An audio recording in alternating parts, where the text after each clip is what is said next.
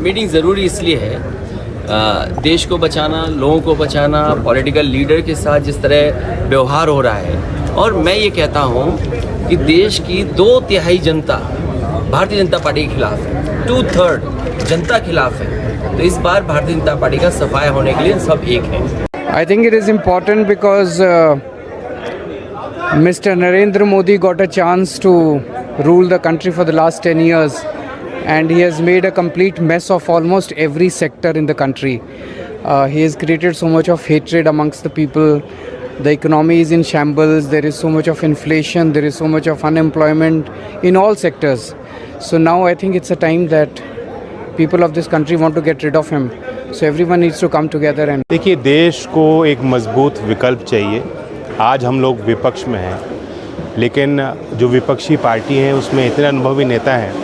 अगर आज हम तय करें, साथ मिलकर काम करें, जनता के मुद्दों को साथ लेकर चलें, जनता के बीच जाएं, संघर्ष करें, कोई कारण नहीं है कि 2024 में एक पलटी मिलेगी और एक अच्छी सरकार जो जन सहयोगी कार्य करे, संविधान को माने, देश के सबसे गरीब और कमज़ोर वर्गों को मुख्यधारा में लाने के लिए काम करे, ऐसी सरकार हमें मिल सकती है। जिस तरह से एक के बाद एक जो हमारी संवैधानिक संस्थाएं हैं उनको घेरा जा रहा है। हम सब लोग एक साथ इसलिए आए हैं क्योंकि देश के लोकतंत्र, देश के संविधान, देश की जो भाईचारा है, जो डाइवर्सिटी है इस देश की, उसको बचाने के लिए हम लोग सब लोग एकजुट हुए हैं। और जिस तरह से संवैधानिक संस्थाओं पर दुरुपयोग कराया जा रहा है, जिस हिसाब से देश की संपत्तियों को बेचा जा रहा है, चाहे किसान हो, चाहे युवा हो, चाहे महंगाई हो, इन सारे जो असल मुद्दे हैं इन पर बात ना करके जो जहर की बातें जो हैं, जो नाकों से चलती हैं, उसकी बात की जा रही है। इसलिए हम सब लोग मजबूती के साथ एक साथ हैं। This